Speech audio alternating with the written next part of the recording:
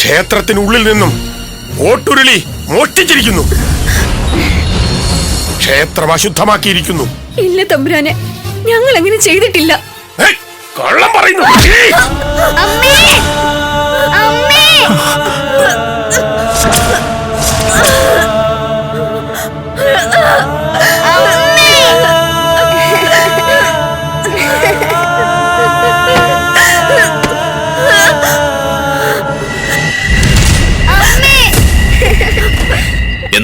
എന്താണ് അവിടെ?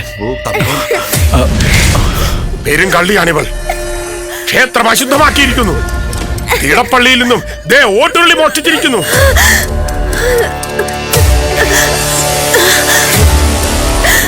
തമ്പുരാനെ, ഞങ്ങൾ അത് ചെയ്തിട്ടില്ല. അവൾക്ക് വിശന്നത് കൊണ്ട് കഴിക്കാൻ എന്തെങ്കിലും കിട്ടുമെന്ന് വിചാരിച്ച് വന്നതാ. ഞങ്ങൾ അവിടെ ഇരിക്കുമ്പോ ഓട്ടുരുളി ആരോ കൊണ്ടുവന്ന് വെച്ചതാണ്. ഇടപ്പള്ളിയിൽ നിന്ന് ഓട്ടുരുളി എടുത്തിട്ടില്ല എന്ന് പൂജാരി പറയുന്നു. കഴകക്കാർക്കും അറിയില്ല. അപ്പൊ പിന്നെ അതിന്റെ അർത്ഥം എന്താ? വിട്ടുകളയൂ ഏട്ടന്തമ്പുരാൻ. ഒരു കുഞ്ഞിന് വിശന്നിട്ടല്ലേ, അവർ കഴിച്ചു പൊയ്ക്കോട്ടെ. പക്ഷേ ഇതങ്ങനെ വിടാൻ നാം തീരുമാനിച്ചിട്ടില്ല. നാം പറയുന്നത് കേൾക്കൂ. സുന്ദരരാജൻ, നമ്മുടെ സ്ഥാനം മറക്കരുത്. ഏട്ടൻ തമ്പുരാനാണ്. ന്യായപ്രകാരം ദേശമംഗലത്തിന്റെ പൊന്നു തമ്പുരാൻ ആകേണ്ടിയിരുന്നവനാണ് ഞാൻ. നാമാണ് ഈ ക്ഷേത്രത്തിന്റെ കാര്യക്കാരനെങ്കിൽ അതിനുള്ള ശിക്ഷ ഇവൾ അനുഭവിച്ചേ പറ്റൂ. വിശപ്പൊരു കുറ്റമാണോ? വിശപ്പൊരു കുറ്റമല്ല, പക്ഷേ മോഷണം അത് കുറ്റകരമാണ്. തീണ്ടാൽ കുറ്റമാണ്. എല്ലാം ചെയ്തിരിക്കുന്നു ഇവൾ. ഇന്നിത് ചെയ്തില്ല എങ്കിൽ നാളെ മുതൽ ക്ഷേത്രത്തിൽ പാലിക്കേണ്ട ശുദ്ധം ഒരുത്തനും പാലിക്കില്ല. ഇത് തന്നെയാണ് രാജനീതി. ഇത് തന്നെയാണ് ക്ഷേത്രനീതി. ഇടപ്പള്ളിയിൽ നിന്ന് ഓട്ടുരുളി എടുത്തിട്ടുണ്ടെങ്കിൽ അതിൽ തെറ്റുണ്ട്. പക്ഷെ ദേശമംഗലത്തമ്മയുടെ നടയിൽ ഒരു ശിക്ഷാവിധി വേണ്ട. സാധ്യമല്ല. അർഹമായ ശിക്ഷ കൊടുക്കാനും ഇവളെ ദേശമംഗലത്ത് നിന്ന് പടികടത്താനുമാണ് എന്റെ ശിക്ഷാവിധി. തമ്പുരാനെ, പിടിച്ചു കെട്ട്. തമ്പുരാനെ, ഒരു വലിയ പ്രശ്നം ഉണ്ടായിരിക്കുന്നു. എന്താ? വിത്ത് വിതയ്ക്കാനില്ലാതായപ്പോ ഒരമ്മ വന്നതും വിത്ത് തന്ന് ഞങ്ങളെ സഹായിച്ചതും പറഞ്ഞതാണല്ലോ. പറഞ്ഞു. ആ അമ്മ തിരിച്ചു വന്നിരിക്കുന്നു. പകരം വിത്ത് വേണമെന്ന ആവശ്യം. അതിനെന്താ? ഇന്ന് ദേശമംഗലം സമ്പൽ സമൃദ്ധിയിലാണ്. ദേശമംഗലത്തിന്റെ സമ്പൽ സമൃദ്ധിക്ക് കാരണക്കാരിയായ ആ അമ്മയ്ക്ക് എന്തു വേണമെങ്കിലും തിരിച്ചു കൊടുക്കാൻ നാം തയ്യാറാണല്ലോ. എവിടെ? ക്ഷേത്രത്തിലേക്ക് വരാന്ന് പറഞ്ഞിട്ടുണ്ട്. തമ്പുരാനെ വിവരം അറിയിക്കാൻ പെട്ടെന്ന് ഇങ്ങ് പോരുമായിരുന്നു. അവർ വന്നാൽ അവിടെ വിശ്രമിക്കാൻ പറയൂ. ആദ്യം ഈ ശിക്ഷാവിധി തീരട്ടെ. അരുത് തമ്പുരാൻ. ആദ്യം അമ്മയുടെ കടം വീട്ടണം. അത് ദേശമംഗലത്തിന്റെ കടമാണ്. അത് കഴിഞ്ഞിട്ടാവാം ഇവരുടെ വിചാരണ.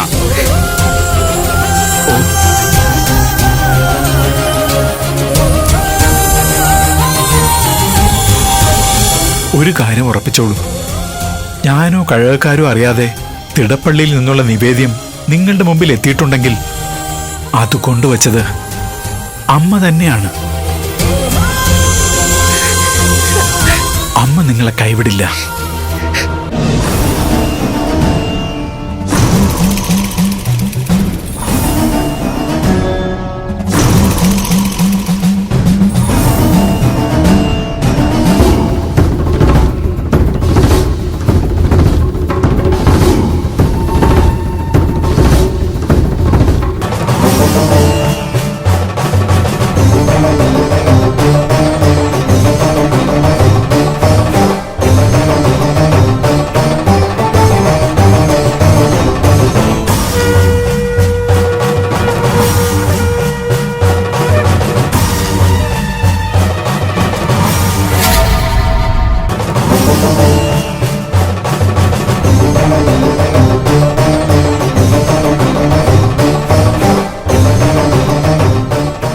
തമ്പുരാനെ, ഇതാണ് തറവാട്ടമ്മ. അമ്മയ്ക്ക് വന്ദനം. ദേശമംഗലത്തിന്റെ ആതിഥ്യം സ്വീകരിച്ചാലും വിത്തെറിയാനില്ലാതിരുന്ന ദേശമംഗലത്ത് അത് നൽകി സഹായിച്ചത് അമ്മയാണ്. ഇന്ന് ദേശമംഗലത്തിന്റെ പാടങ്ങളെല്ലാം വിളഞ്ഞു കിടക്കുകയാണ്. സമ്പൽ സമൃദ്ധിയിലാണ് നമ്മുടെ നാടിപ്പോൾ. അമ്മയ്ക്ക് പകരം എന്താണ് വേണ്ടത്? കൂടുതലൊന്നും ഞാൻ ചോദിക്കുന്നില്ല. അന്ന് തന്ന വിത്ത് തിരിച്ചു തന്നാൽ മതി. അന്ന് തന്ന വിത്ത് വിതച്ചു കഴിഞ്ഞല്ലോ, പിന്നെ അതെങ്ങനെ തിരിച്ചു തരാൻ പറ്റും? ആ അളവിലുള്ള വിത്ത് പകരം കൊടുക്കൂ. അമ്മേ, ആ വിത്തിന്റെ 1000 ഇരട്ടി തിരിച്ചു തരാൻ ദേശമംഗലം തയ്യാറാണ്. തിരിച്ചു തരാൻ ഒരു ഉപാധിയുണ്ട്. പറഞ്ഞാലും. അതെന്താണെന്ന് കേട്ടോളൂ. ഇന്ന് വിതച്ച് ഇന്ന് കൊയ്ത് ഇന്ന് മെതിച്ച വിത്ത് വേണം എനിക്ക് തരാൻ. ഇന്ന് വിതച്ച് ഇന്ന് കൊയ്ത് ഇന്ന് മെതിച്ച വിത്തോ? ഭ്രാന്താണോ നിങ്ങൾക്ക്? ഏട്ടൻ തമ്പുരാൻ, എന്നോ ഒരു ദിവസം ഒരല്പം വിത്ത് തന്ന് സഹായിച്ചു. വിലപേശൽ കൂടുകയാണെങ്കിൽ രാജാധികാരം കാണിച്ചു കൊടുക്കണം. അമ്മേ, അമ്മ പറഞ്ഞ ഉപാധി മനുഷ്യസാധ്യമല്ലല്ലോ. മറ്റെന്തും ചോദിച്ചോളൂ. 1000കണക്കിന് പറന്നെല്ലോ, ഭൂമിയോ, അതുമല്ലെങ്കിൽ ഈ രാജ്യം തന്നെയോ, എന്തും അമ്മയുടെ കാൽക്കൽ വയ്ക്കാൻ നാം തയ്യാറാണ്. അതൊന്നും എനിക്ക് ആവശ്യമില്ലല്ലോ തമ്പുരാൻ. അവിടുന്ന് ഞങ്ങളെ കടക്കാരിയാക്കരുത്. എന്താണ് സ്വീകരിക്കുകയെന്ന് പറഞ്ഞാൽ? ശരി, എങ്കിൽ മറ്റൊരു ഉപാധി പറയാം. ഞാൻ തന്ന വിത്തിന് പകരമായിട്ട് ഈ ക്ഷേത്രമുറ്റത്ത് ഒരു പൊങ്കാല ഇടാൻ പറ്റുമോ? ഈ ശ്രീകോവിലിന് മുന്നിൽ അടുപ്പ് കൂട്ടി ഒരു പൊങ്കാല ചെയ്യാം. അമ്മയുടെ അഭീഷ്ടമല്ലേ, തീർച്ചയായിട്ടും ചെയ്യാം. നാടുവാഴുന്ന പൊന്നു തമ്പുരാൻ ഒരു കാര്യം തിരിച്ചറിയണം. നാടിനൊരു നീതിയുണ്ട്. അത് ഭരിക്കുന്നവരാണ് തീരുമാനിക്കുന്നത്, അല്ലാതെ വന്നു കയറുന്നവരല്ല. ഈ നാട്ടിലെ ഓരോ അരിമണിയും ഈ അമ്മയുടെ ദാനമാണ്. അമ്മ ആവശ്യപ്പെടുന്നതെന്തോ അത് നടക്കണം. തിരുമേനി, പൊങ്കാല ഇടാനുള്ള ഏർപ്പാടുകൾ ചെയ്യൂ. പൊങ്കാല ഇട്ടതുകൊണ്ട് മാത്രം എന്റെ കടം തീരില്ല. ആ പൊങ്കാല വിളമ്പാനുള്ള അവകാശവും എനിക്ക് തന്നെ വേണം. അത് ഈ ക്ഷേത്രമുറ്റത്തുള്ള എല്ലാവർക്കും ഒരേപോലെ കഴിക്കുവാനും സാധിക്കണം. ഇഷ്ടം പോലെ. എങ്കിൽ നടക്കട്ടെ. അമ്മേ, നമ്മൾ ശിക്ഷിക്കോ അമ്മേ? അറിയില്ല, ദേവിയുടെ ഓട്ടുരുളിയാണ്. തൊട്ടത് കുറ്റമാണ്. ശിക്ഷിച്ച സഹിച്ചേ പറ്റൂ. അമ്മയെ ശിക്ഷിക്കാൻ സമ്മതിക്കില്ല. ശിക്ഷ ഞാൻ വാങ്ങിച്ചോളാം. തമ്പുരാൻ വരട്ടെ. നമുക്ക് ഓടിപ്പോയാലോ അമ്മേ? പാടില്ല മോളെ, ഈ ദേശത്തിന്റെ തമ്പുരാനാണ് നിൽക്കാൻ പറഞ്ഞത്. ദേ, അനുസരിക്കണം.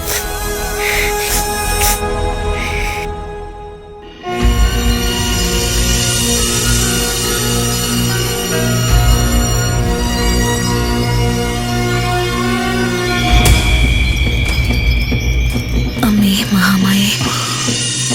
അമ്മേ മഹാമായേ.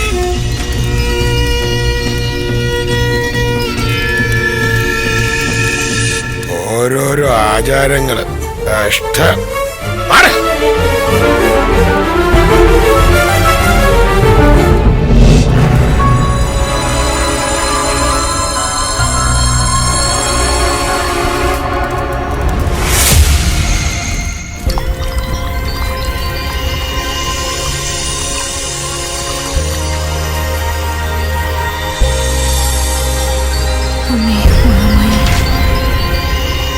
അമ്മേ മഹാമായേ ദേവി, അമ്മേ ജഗദീശ്വരി, അമ്മേ, ദേവി, കാത്തുകൊള്ളണേ.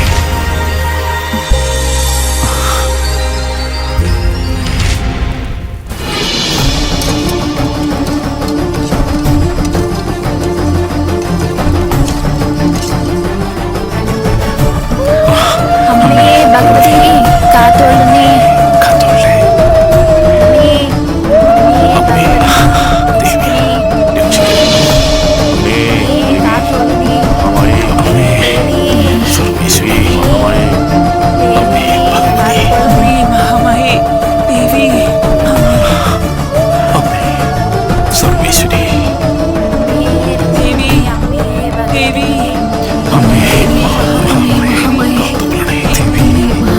ദേവി. അമ്മയുടെ ആഗ്രഹം പോലെ അമ്മ തന്നെ എല്ലാവർക്കും വിളമ്പിക്കൊടുക്കൂ.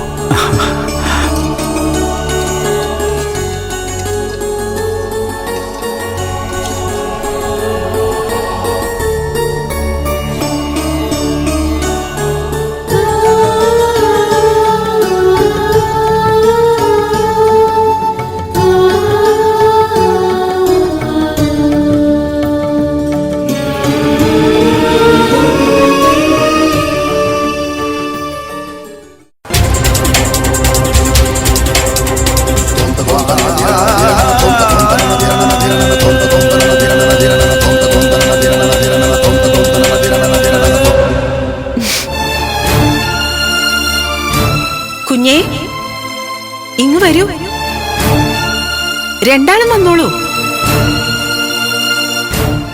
എന്തായി കാണിക്കുന്നത്? ക്ഷേത്രത്തിന്റെ ചുറ്റുപാടിലേക്ക് വരാൻ പാടില്ലാത്തവരെ വിളിച്ചു വരുത്തി സൽക്കരിക്കുന്നു. ഇന്നത്തോടെ ദേശമംഗലത്തെ മുടിപ്പിക്കാനാണോ ഉദ്ദേശിക്കുന്നത്? വിശന്നത് ഒരു കുഞ്ഞിനാണ്. ആ കുഞ്ഞിന് അന്നം വിളമ്പിയാൽ ദേശമംഗലത്തിന് ഒരു കുറവും സംഭവിക്കില്ല. തമ്പുരാൻ, ഇത് സമ്മതിച്ചു കൊടുക്കരുത്. എങ്കിൽ ഞാൻ പറഞ്ഞ ഉപാധികളൊന്നും ദേശമംഗലം തമ്പുരാന് പാലിക്കാനാവുന്നില്ലെങ്കിൽ ഞാൻ മടങ്ങാം. അമ്മേ, തടസ്സമൊന്നുമില്ല, അമ്മ ചെയ്തോളൂ.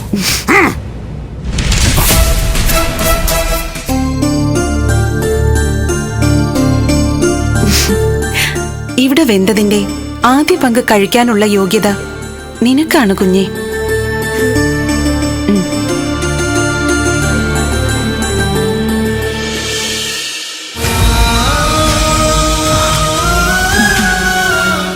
കഴിച്ചോളൂ.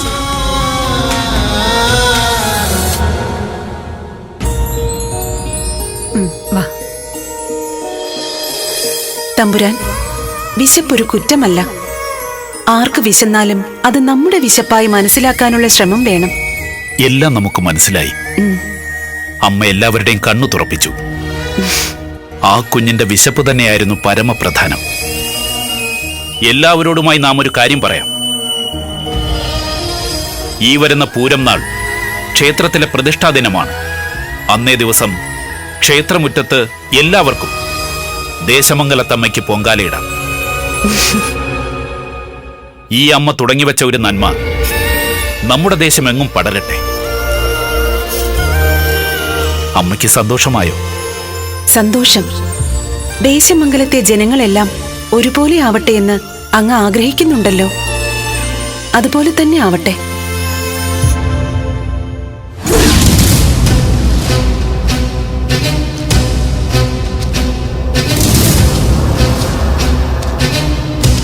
ക്ഷേത്രത്തിൽ നിന്ന് ഇറങ്ങിപ്പോന്നു എന്ന് കേട്ടു. എന്നേക്കുമായാണോ അതോ ഇന്നത്തേക്കോ? കിട്ടുന്ന അവസരത്തിലൊക്കെ അനിയൻ തമ്പുരാൻ നന്നായിട്ട് ആക്ഷേപിക്കുന്നുണ്ടല്ലേ? അതും ഒരു കണക്കിന് സത്യമാണ്. ഹൃദയാലുവാണ്, നന്മയുടെ പര്യായമാണ് എന്നൊക്കെ ആയിരുന്നല്ലോ വാഴ്ത്തിപ്പാടലുകൾ. ഇപ്പോ അത് തിരുത്തണമെന്ന് അങ്ങേക്ക് തോന്നുന്നുണ്ടോ? ഒരു കാര്യം എനിക്ക് മനസ്സിലായി.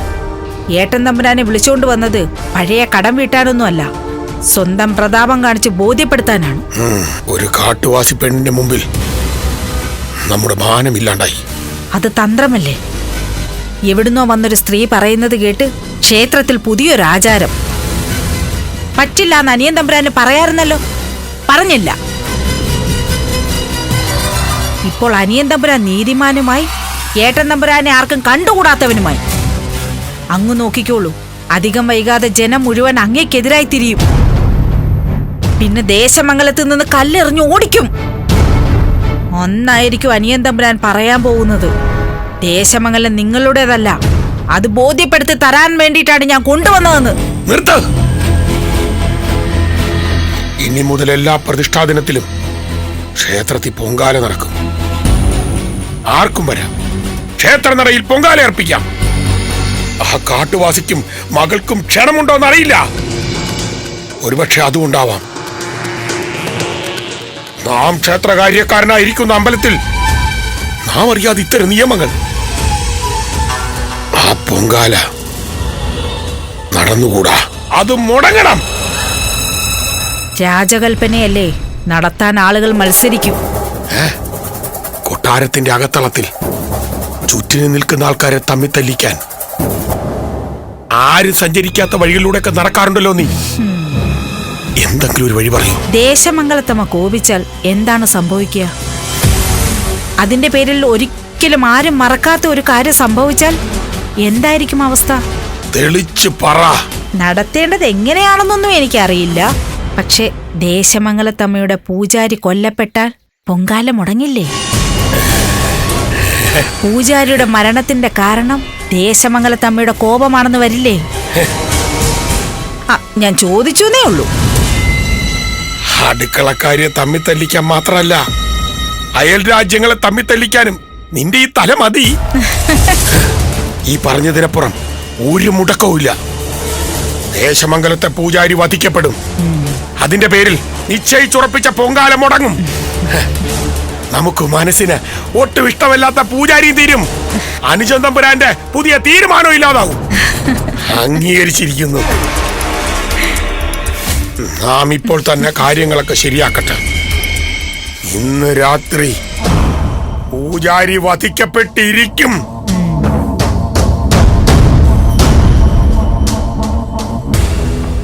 തമ്പുരാൻ വിളിപ്പിച്ചത്? നാം ഒരു രഹസ്യം നിന്നെ ഏൽപ്പിച്ചാൽ അതൊരു കാരണവശാലും പുറത്തു പോകില്ല എന്ന് നമുക്ക് വിശ്വസിക്കാവോ? വിശ്വസിക്കാം തമ്പുരാൻ. തമ്പുരാനെ അനുസരിക്കേണ്ടത് എന്റെ കർത്തവ്യമാണല്ലോ. ദേശമംഗലത്തിനൊരു ശത്രു ഉണ്ടെങ്കിൽ നീ എന്തു ചെയ്യും? ദേശമംഗലത്തിന് ശത്രു ഉണ്ടെങ്കിൽ അവനെ ഞാൻ വധിക്കും. കൊള്ളാം കൊള്ളാം. അങ്ങനെയാണെങ്കിൽ ഇന്ന് രാത്രി നിനക്കൊരു ചുമതലയുണ്ട്. ഒരാളെ വധിക്കണം. നേരിട്ട് കീഴ്പ്പെടുത്താൻ ബുദ്ധിമുട്ടാണ്. പതിയിരുന്ന് കീഴ്പ്പെടുത്തിയാൽ മതി. ആരാ തമ്പുരാനെ ആ രാജ്യദ്രോഹി? ദേശമംഗലത്തമ്മയുടെ പൂജാരി. അദ്ദേഹം എങ്ങനെ? ക്ഷേത്രത്തിൽ നടക്കുന്ന കാര്യങ്ങളൊന്നും നീ അറിയുന്നില്ലേ? ആചാര ലംഘനം നടന്നിരിക്കുന്നു. രാജ്യം വാഴുന്ന തമ്പുരാന് പോലും ഒരു ചോദ്യം ചോദിക്കാൻ പറ്റാത്ത രീതിയിൽ ദേശമംഗലത്തമ്മയുടെ പേര് പറഞ്ഞ് ഒരു പൂജാരി എല്ലാരും വരട്ടി നിർത്തിയിരിക്കണു. രാജ്യം കാക്കുന്നവനല്ലേ നീ? രാജ്യത്തെ സേനയിലെ അംഗമല്ലേ നീ? അതൊക്കെ ശരിയാണ് തമ്പുരാൻ. പക്ഷേ പൂജാരിയെ പതിയിരുന്ന് ആക്രമിക്കുക എന്ന് പറഞ്ഞാൽ അത് ദൈവത്തെ ആക്രമിക്കുന്നത് പോലെയല്ലേ? പൂജാരിക്ക് ദൈവത്തിന്റെ സ്ഥാനം കൽപ്പിച്ചു കൊടുക്കുന്നത് തെറ്റ്. ദേശമംഗലം ഇന്നത്തെ സമ്പൽ സമൃദ്ധിയിൽ തന്നെ നിലനിൽക്കണമെന്ന് നീ ആഗ്രഹിക്കുന്നുണ്ടോ ഇല്ലയോ? അതുണ്ട്. പണ്ടൊരിക്കൽ ദേശമംഗലത്തമ്മ ഇവിടന്ന് പുറപ്പെട്ടു പോകാനുണ്ടായ കാരണം എന്താ? അനാചാരങ്ങൾ, ആചാര ലംഘനങ്ങൾ. അത് തന്നെ വീണ്ടും ആവർത്തിച്ചാലോ? ഒരിക്കൽ കൂടെ ദേശമംഗലത്തമ്മ പുറപ്പെട്ടു പോയാലോ? ദേശമംഗലം വറുതിയിലേക്കും പഴയ ദാരിദ്ര്യത്തിലേക്കും തിരിച്ചു പോയാലോ? സഹിക്കുമോ നീ? എന്നാലും തമ്പുരാനെ, ഞാൻ ഈ ഏൽപ്പിച്ച കാര്യം ചെയ്യില്ല എന്നാണ് മറുപടിയെങ്കിൽ ആ നിമിഷം സേനയിലെ നിന്റെ സേവനം അവസാനിച്ചു. പക്ഷേ അപ്പോഴും ചിത്രഭാനുവിന്റെ മനസ്സിലെ രഹസ്യം അറിഞ്ഞവനാ നീ. അപ്പ എന്ത് സംഭവിക്കും? ഏതെങ്കിലും ഒരു ഇരുട്ടിൽ നിന്നെയും കാത്ത് വാൾത്തലപ്പുകൾ മിന്നുന്നുണ്ടാവും. മനസ്സിലായോ? ഒന്നുകിൽ ഞാൻ പറയുന്നത് അനുസരിക്കുക, അല്ലെങ്കിൽ സ്വന്തം മരണം തീരുമാനിക്കുക. ദേശമംഗലത്തിന്റെ ഐശ്വര്യത്തിനു വേണ്ടി ഈ കടമ നീ ചെയ്താൽ നിനക്ക് നാം തരുന്ന സമ്മാനങ്ങൾക്ക് അളവുണ്ടാവില്ല. എന്താ, ആലോചിച്ച് തീരുമാനമെടുക്കാൻ കുറച്ച് സമയം വേണോ? വേണ്ട തമ്പുരാൻ. ദേശമംഗലത്തിന്റെ നാശത്തിന് പൂജാരി ഒരു കാരണക്കാരനാണെങ്കിൽ അദ്ദേഹം കൊല്ലപ്പെടേണ്ടവൻ തന്നെയാണ്. ഇത് ഞാൻ ഏറ്റെടുക്കുന്നു. ക്ഷേത്രത്തിൽ നിന്ന് പൂജാരി അത്താഴപൂജ കഴിഞ്ഞ് വീട്ടിലേക്ക് മടങ്ങുമ്പോ വഴിയിൽ വെച്ച് കൃത്യം നടന്നിരിക്കണം. ആളുകൾ ഓടിക്കൂടുന്നതിന് മുമ്പ് സ്ഥലം വിട്ടിരിക്കണം. തയ്യാറെടുപ്പുകൾ തുടങ്ങട്ടെ. പോ. ഒറ്റയ്ക്ക് വേണ്ട. ശരി തമ്പുരാൻ. ദേശമംഗലം നശിക്കുമെന്ന് പറഞ്ഞാൽ ഇവര് പൂജാരിയെ അല്ല, ദേവേന്ദ്രനെ വേണമെങ്കിലും വധിക്കും.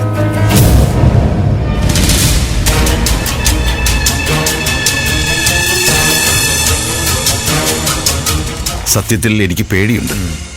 ദേശമംഗലത്തമ്മയുടെ പൂജാരി ഒരുപാട് ശക്തിയുള്ള ആളാണ്. പക്ഷേ അദ്ദേഹം ചെയ്ത തെറ്റുകൾ ചിത്രഭാനു തമ്പുരാൻ പറഞ്ഞതല്ലേ? നാടിന് നന്മയ്ക്കാണെന്ന് പറയുമ്പോൾ നമ്മളെന്തിനു മടിക്കണം? കാര്യം സേനയിലാണ് നമ്മുടെ ജോലി. പക്ഷേ ദേശമംഗലത്തെ സേന ഇതുവരെ യുദ്ധം ചെയ്തിട്ടില്ല. അതുകൊണ്ട് തന്നെ ആരെയും കൊല്ലേണ്ടി വന്നിട്ടില്ല. എല്ലാം തീരുമാനിച്ചുറപ്പിച്ച് വന്നിട്ട് ഇനി മനം മാറ്റമൊന്നും വേണ്ട. നോക്കൂ, ദൂരെ നിന്ന് ഒരു പന്തത്തിന്റെ വെളിച്ചം കാണുന്നുണ്ട്. അത് പൂജാരി തന്നെ ആയിരിക്കും. ഒറ്റ കുത്തിന് തീർക്കണം. ആളുകൾ കൂടാൻ അവസരമൊരുക്കരുത്. അങ്ങനെ എന്തെങ്കിലും സംഭവിച്ചാൽ ചിത്രഭാനു തമ്പുരാൻ നമ്മളെയും കൊല്ലും. വാ, നമുക്ക് മറഞ്ഞു നിൽക്കാം.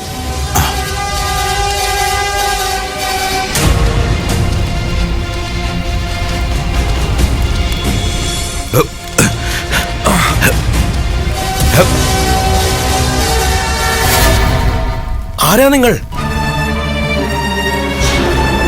എന്തിനാ ഞങ്ങൾ ആക്രമിക്കുന്നത്? മാതങ്കൻ, നീയോ? നീ വീണ്ടും പഴയ തൊഴിലിന് തന്നെ ഇറങ്ങിയോ? സ്വയം തിരുത്തി നല്ലവനായി ജീവിച്ചു തുടങ്ങി നീ പഴയ പാതയിലേക്ക് തന്നെ തിരിച്ചു പോകുന്നു. മാതങ്കൻ തമ്പുരാന്റെ സേനയിലെ അംഗമല്ലേ? എനിക്ക് നിങ്ങളെ നല്ല ഓർമ്മയുണ്ട്. കൊള്ളക്കാരനായി നടന്ന നിങ്ങളെ അച്ഛനാണ് തിരുത്തിയത്. ആ രാത്രി ഓർമ്മയില്ലേ നിങ്ങൾക്ക്? കുട്ടി, വഴിയരികിൽ ഒരു പാവപ്പെട്ടവനെ കൊള്ളയടിച്ചതിന് നിങ്ങളെ ജനങ്ങൾ കല്ലെറിഞ്ഞ് കൊല്ലാൻ ശ്രമിച്ച രാത്രി കൂട്ടം ചേർന്ന് നിന്നവരെ പറഞ്ഞു മനസ്സിലാക്കിയത് എന്റെ അച്ഛനാണ്. അവരുടെ കൈകളിൽ നിന്നും നിങ്ങളെ കൊല്ലാനുള്ള കല്ല് പിടിച്ചു വാങ്ങിയത് ഈ നിൽക്കുന്ന എന്റെ അച്ഛനാ. അന്ന് നിങ്ങൾ വല്ലാതെ കരഞ്ഞു, ജീവിക്കാൻ ഒരു മാർഗത്തിനു വേണ്ടി. ഇനി ആരെയും ദ്രോഹിക്കില്ല എന്ന് പ്രതിജ്ഞ ചെയ്തു. ഒട്ടും കുറച്ചില്ല, അച്ഛൻ നാടുവാഴി തമ്പുരാനെ കണ്ട് ദേശമംഗലത്തിന്റെ സേനയിൽ നിങ്ങളെ ചേർത്തു. അത് കഴിഞ്ഞ് ഒരു ദിവസം നിങ്ങളും നിങ്ങളുടെ ഭാര്യയും 6 വയസ്സുകാരനായ നിങ്ങളുടെ കുഞ്ഞും ഒരുമിച്ച് ഗുരുകുലത്തിൽ വന്നു. അന്ന് നിങ്ങൾ ഒഴുക്കിയ കണ്ണുനീര് ദേശമംഗലം പുഴയ്ക്ക് സമമായിരുന്നു. ഭാര്യയും മകനെയും ചേർത്ത് പിടിച്ച് അന്ന് പറഞ്ഞു, ഇതാണ് എന്റെ പുതിയ ജീവിതമെന്ന്. ഇവരെ സ്നേഹിക്കാൻ വേണ്ടി മാത്രമാണ് ഞാൻ ജീവിക്കുന്നതെന്ന്. അപ്പോൾ ആ സ്ത്രീ അഭിമാനത്തോടെ നിങ്ങൾ നോക്കുന്നുണ്ടായിരുന്നു. ആ കുഞ്ഞിന്റെ കണ്ണിൽ സുന്ദരമായ സ്വപ്നങ്ങളുണ്ടായിരുന്നു. എന്നിട്ടും നിങ്ങൾക്കിത് എങ്ങനെ സാധിച്ചു?